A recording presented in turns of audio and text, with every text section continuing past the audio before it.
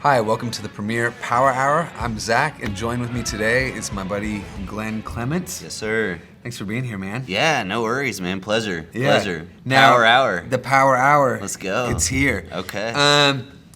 Where are we right now? We are in Augusta, Georgia. Passed the first test. You Yes. smart, ladies and gentlemen. Home of the Masters. Home of the Masters. Yeah. Have you ever played in it? I have not. Yeah. I'm like a 40 over par kind of guy. Nice. So Nice. yeah. Absolutely. It's high score wins. Right, In right, that. Yeah, right. absolutely. Typically is there a certain number of balls that you're hoping to not lose? Like, do you have a number? Because I have a number. I'll go out and I'll be like, if I lose less than 4 today, that's a good day. That's solid. I usually just try to hit them. So Just contact. Yeah, just contact. Good for you, man. Every day is a gift for you playing golf like that, man. It is. That's let me tell you a tip. And you live in where? I live in Marietta, so it's about 30 miles north of Atlanta. Okay. 150 miles from here. Okay. Is that by Calhoun?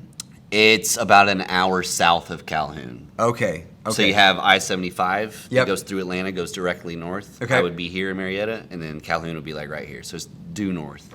Got it. Have you spent a lot of time in Augusta? I've been here a few times. Okay.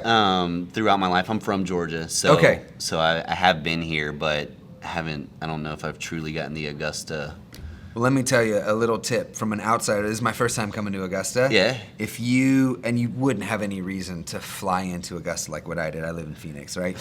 The quickest way to make friends in Augusta is to fly with your golf clubs. Okay. It was past midnight when I got in this last night, and I had about 4 or 5 people that wanted to come up and be my friend and be like, "Hey, are you Right. from somewhere?" And it's like, absolutely not. I'm a nobody. But I'm an if you amateur. ever want to like look the part, or Yeah.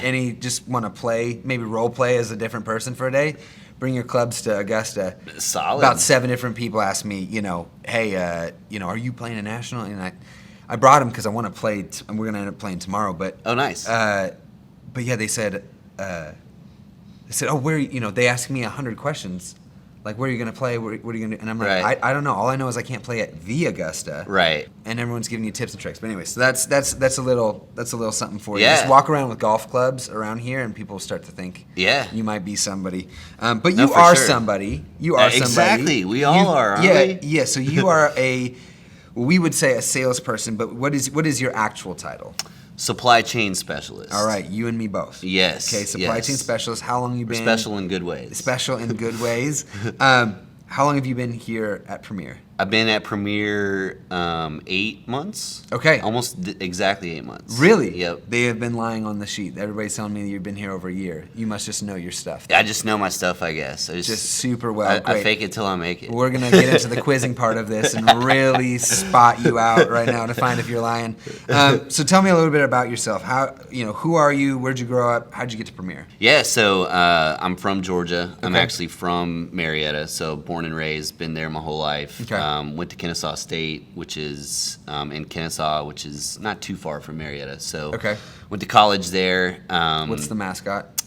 It's an owl. The Fighting Owls. Yeah. Okay. Real creepy.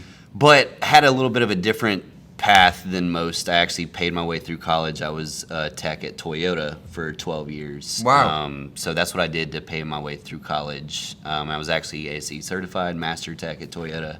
Whoa. Graduated and just kind of wanted to flip the script a little bit, use Yeah. my degree that I worked 10 years for. Yeah, absolutely. Which was what? Marketing. I was actually Okay. a marketing major, but so I just wanted to utilize that because I went Sure. after work for 10 years to get it. So from there, I went to Georgia Pacific, and I was Yeah. actually on their consumer products division, selling toilet paper. Yeah. I was a glorified toilet Sure, paper salesman. sure. Everybody needs it. What's one funny of is those I things. sold copiers before this, and we would joke that copiers are the toilet paper of the business world. That's Everybody it. uses it, and That's nobody's it. passionate. Yeah. Unless you're the church lady that prints the bulletins, or you're a print house. Those are the only people that will get very mad about their copier. Right, right. Well, everyone will get mad about their copier, but they'll actually talk about what they really, really love about their copier. Otherwise, it's just, Right. I just want it to work. So, Right. So you actually sold toilet paper. Yeah, and consumer products. So Okay. the Dixie products, so Sure. plates, bowls, Sure. forks, knives, napkins, towels, things like that. But I wound up being a result of layoffs due to COVID. Okay. So was laid off last July 2020.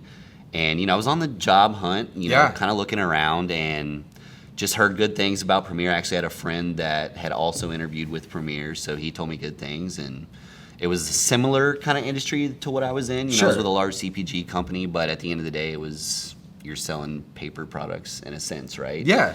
And it's B2B. So it translated very well. And then I kind of met with the team and was very pleased and just kind of came on board. Yeah. So does your friend work for Premier? He doesn't. He Okay. actually went another direction, just because it was a better fit. Yeah. But like I said, just had good things to say. Just so, word of mouth. A yeah. friend told you to check out this company. Yeah. So who did you interview with? How did that process go? I interviewed with Brian Yost, and I Okay. interviewed with Chris Winfield. Okay. And then I interviewed with our former sales territory manager in Atlanta, who's no Okay. longer with the company. But so yeah, I interviewed with them 3. Yeah. So being here in this short but long period of time, you've been able to get your feet wet a little bit. What Yes. are some of your impressions about Premier? I love the culture. Yeah. I love the flexibility we have. I Yeah. think we're more than just a box. I think it's nice being able to go into any account, any situation, and always have something to offer, some solution to provide them, right? Yeah. And you can always bring value. Yeah. So I love that, and the culture is just awesome as far as the support. I feel very supported. Yeah, I'm one of the only, I think, a couple reps in the Atlanta area, but I feel like I can always call leadership. I can always call somebody and get what I need, and I do feel supported. So Yeah. I like it. Yeah, I mean, Yeah. those are 2 things that I think are very vital to my success here and what I've seen as positive. I think that if I can be so bold as to say, I think the health of any company, at least any growing company, probably one of the first things you can look at is how well they support the sales staff and their support staff. If you can pump all of your money into finding people that will hunt like none other, which is great. Obviously, we love that support. But if you don't actually fund the team and the army behind them, nothing's going to actually happen. Yeah, yeah. I think that's a super cool thing. And as we've done these interviews, Glenn, it's amazing how it seems as though everybody's coming out of one room and giving the same answer. Right, But it's right.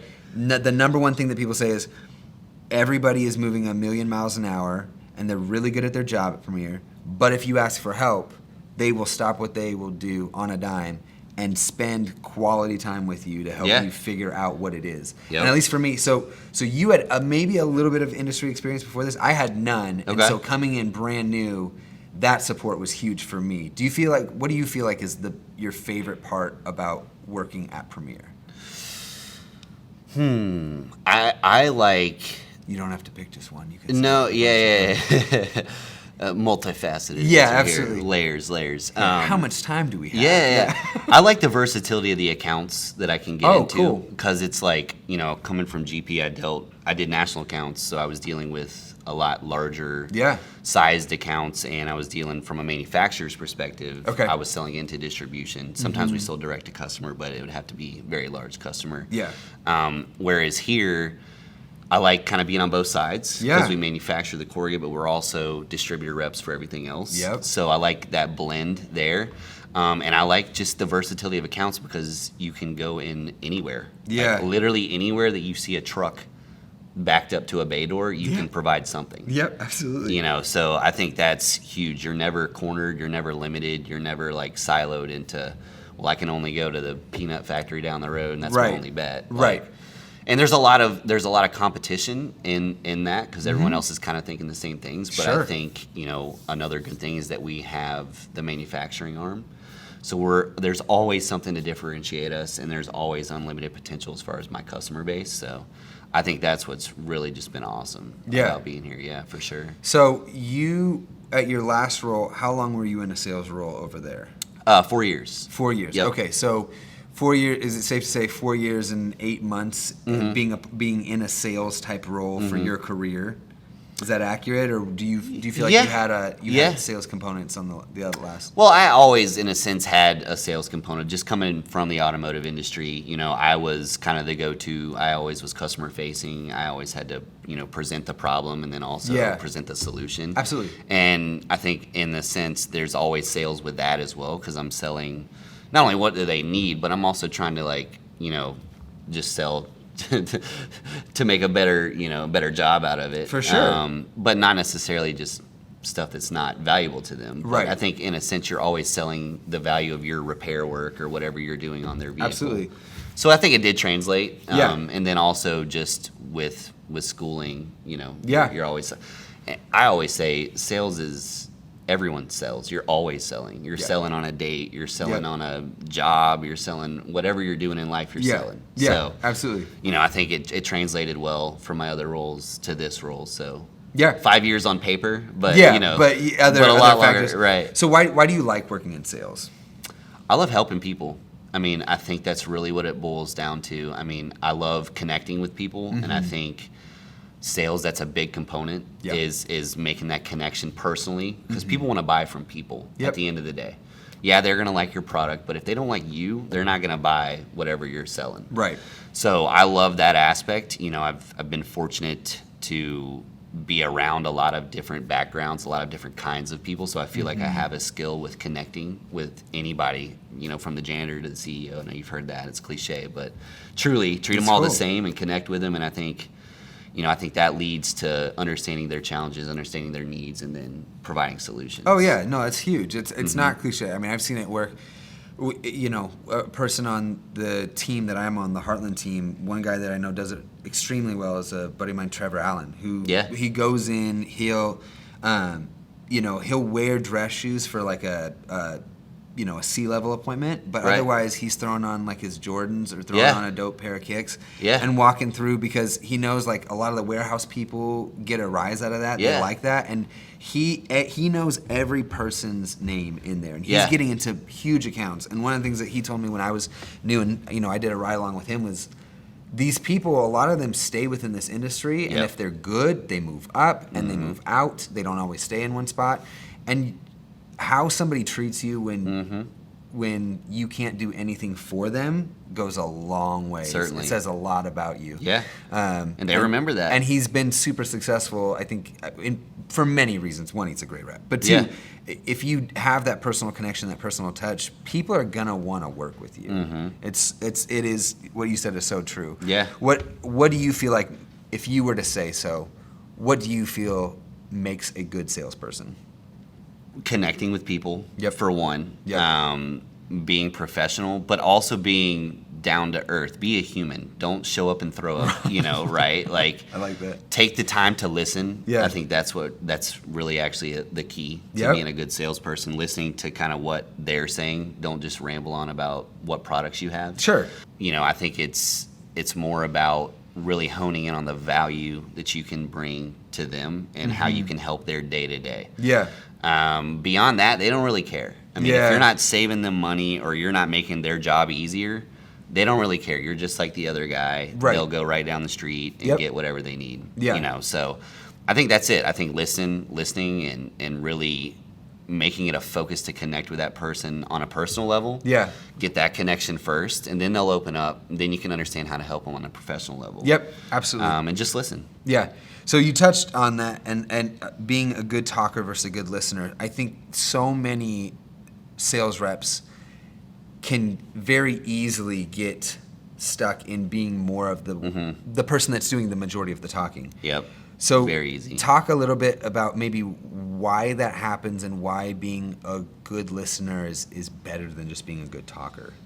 Yeah, so I mean, I think one of the reasons it happens is, you get salespeople, they get inundated with the products, right? Sure. They get all into the details First of the thing, you're in the products. LMS, what are we learning about? Every single type of poly mailer, every single type of corrugate, how it's made. Yeah, the whole thing. Absolutely. And you get in the real life situation and it's like, oh, well, what if they don't use poly mailers?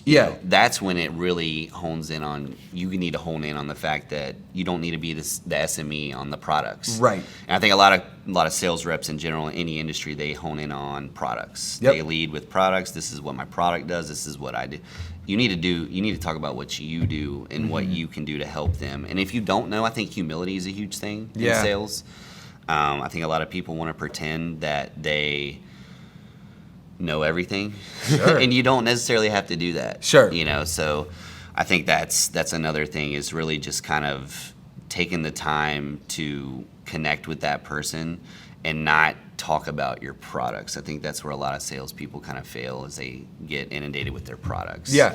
And it's easy because you get so excited and you're incentivized. Oh, for sure. By selling your products, so you're like, I need to know everything about my product. They need to know everything about my product. I got a number to hit. I've been inundated with information, and I just saw the very thing that I learned about. Exactly. Let me tell you all about it. Exactly. Yeah, and I've learned, and you probably have too, just being in sales, you learn that, you could see a need, but that may not be the need that they want to focus on. Absolutely. That may not be their immediate need. Yep. So you could talk about something you see that you think is a need, but it's not a need for them. Unless there's pain that they have, Exactly. they're not going to pull the trigger. If it means nothing to them, then it doesn't matter. Because there's always going to be better, right? Sure. There's always going to be better products for what someone's using. Yeah. But if they don't need it, then it doesn't make sense for them to purchase it. Exactly. Exactly. Do you feel like, is this a job that's only for extroverts? I don't necessarily. I don't think that. I think it's hard for one to, corner someone into being one or the other. I think people have different extrovert or introvert type traits, just depending on the setting. Sure. I think extroverts it's easier.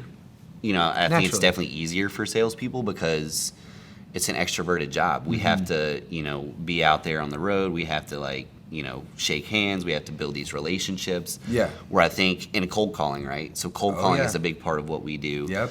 And being an introvert, cold calling could be very daunting, cause a lot of anxiety for an introvert. Oh, yeah, sure. Just imagine Eeyore cold calling. Exactly. It would not go yes. well. Yeah. No, it'd be not that all introverts are Eeyores. Don't email me. Yes. No, don't at me. Yeah, don't at me, bro. Yeah, exactly.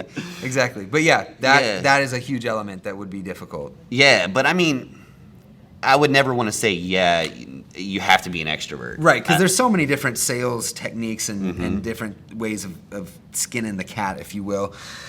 So yeah, I'm with you on that. And there's different approaches, right? I think extroverts are going to be kind of more in your face, like more willing to let's go do something, let me take you out to dinner. Oh, sure. And that works, that's a style, but I think introverts could also bring something different to the table with just kind of being a little bit more mellow, and some people like that. It also depends on, who you're selling to. Personality-wise. I could absolutely envision somebody that's been in the industry for 20 years, has seen almost everything, has a ton of product knowledge, being an introvert and being one of those quiet types that just only speaks when something is really valuable, and that going a long way with people too. So there's no one way to do it for sure. No, because it totally just depends. Yeah. I mean, it depends on who you're talking to, what their personality's like, and you kind of cater it to that. So I touched on Eeyore. Because that's how I feel when I don't make a sale, or when I'm kind of running into a brick wall with cold calling. Absolutely, that's what's playing in my head. How do you handle that? How do you kind of get back on the horse when that stuff happens? Because that does. Yeah. Even the best salesperson in the world. Oh, of course. They're not going to make a sale. Yeah, it's natural. It's human nature. Yeah. I mean, it's easy to be like, well, I failed. Man, I'm so down on myself, I'm depressed or whatever it may be. But I always look at it, it's a numbers game. Yep. So I think for every fail that I have, I need to get 2 more shots up. Talk to him. So it's all shots on goal to me. I love using that analogy because you don't put the shots up on the goal, you're not going to score. Absolutely. So I think for every fail that I have, I harness it. I try to take a learning from it. Yep. Was it me? Yep. Because a lot of times it's not even you. You have a solution. It's the right time for them to buy. Whatever it may be, all the stars are aligned, but it's not their day. Yep. They're not buying that day. Yep. So, don't take it personal. Yeah. You can't take it personal. You got to really focus on, okay, what can I take away from this? What's a positive I can take away? Because there always is. Yep. And then how can I get my numbers up, right? Because it is a numbers game. How can I get, for one fail, maybe I should put 2 more shots up, 2 more cold calls. Yeah, absolutely. So that's kind of that's something. How your mindset. I read a book It was like one of these books from the 80s from my last job when they said cold calling techniques that work. And there was one part about the failure mindset component that I really thought was valuable. And it was, they talked about a manager that would walk around, and it was a business that had to do a lot of cold calling. And he'd walk around the sales bullpen and would say, how many no's have you gotten?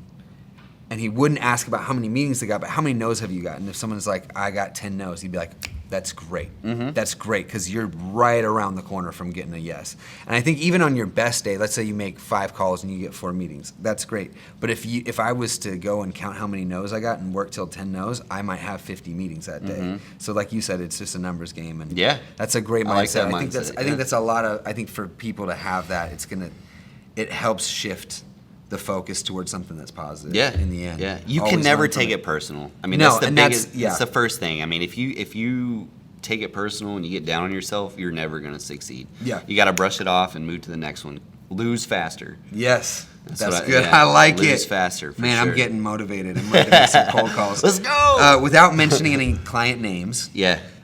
what's a sale that you're particularly proud of and why? At Premiere. Yes. No, it's Um, somewhere else. This is the okay. Premier Power. Come on, man. Told you, I'm always Tell me selling, about man. I'm a always really great toilet paper sale that you made, man. selling. You get a roll. Yeah.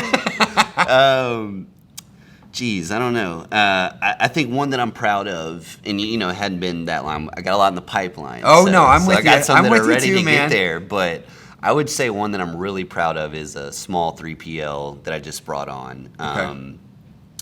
And it's an African American woman, and she prides herself in being one of the only women African American owned 3PL services. Oh, very cool. And I thought that was really cool. I was like, I've just never heard of that. Like, Yeah. that's so cool. And she says that she likes to only work with other African American owned businesses. Okay. I was like, man, that's like, I love it. Like, I've just never heard of that. I think Yeah. that's cool that you're like making that a focus. Yeah. And she had so many needs. Like, you go in there and it's like your whole LMS is on your head. It's like, Right. She needs just automation. hearing She Denny needs Con tape. in your ear, like, all right, Yes. where am I? Yeah. Oh man, Denny's just like yelling in my ear right Yeah. now. But yeah, no, and I was able to help her. She was going through Uline with like Okay. everything. Yeah. Good business model. I mean, I never knocked Uline. I think they got a good little business model. They got But a there's great ways niche. that Yep. we can beat them Yeah. in a sense. So I was able to just kind of say, hey, look, like, let's help you consolidate for one, Yeah. because you're buying all these items. We consolidated the choices of boxes she was using. We Yep. right fit a few things. Yep. And she's just such a sweet lady. Like, Yeah. it just made her day. Yeah. And again, like going back to like helping people, like that was huge. Yeah. And it's not like a huge account, but it was a good one. Yeah. I'm proud of it. Well, that's awesome. Well, if you were to, you made that sale, if we're on an elevator, give me your elevator pitch for why working with Premiere or why Premiere. Yeah, so I mean, first off, you want to spark up some sort of conversation, find out a little bit about what they do. What do you do? And then they would say, okay, I do this, and I say, well, I'm actually with Premiere Packaging, and I feel like usually their first their first thought is like, oh, boxes. It Right. always goes to boxes. Right. So I quickly follow that up with, yes, I'm with Premiere Packaging, but I always think outside the box. Because we are more than a box. So Absolutely. what I do, in a sense, is I really focus on ways to help my customers reduce operational costs. Yep. And then they say, well, tell me a little bit more. And, we're talking 20, 30 seconds here. And I say, Yeah. well, I figure out what they do, and I figure out kind of their daily challenges, their daily pain points. And then I cater solutions to mitigate those challenges and in turn help save money. Yeah. And that's kind of it. We're at the ground floor and I'm buying from you Yeah. right now. Oh, I know. Absolutely. Then they sign the dotted line. And then they just it's sign it over. right there, and that's Yeah. it. And that's Yeah. how easy sales is. It's incredibly Yes. easy. Well, we have a very quick what's in the box segment today. Okay. We're gonna do a dad joke for you. I love dad Are jokes. you a dad? I'm not a dad, but I have some dad jokes. You have some dad jokes? Okay, Yes. well, great. What rock group has 4 men that don't sing?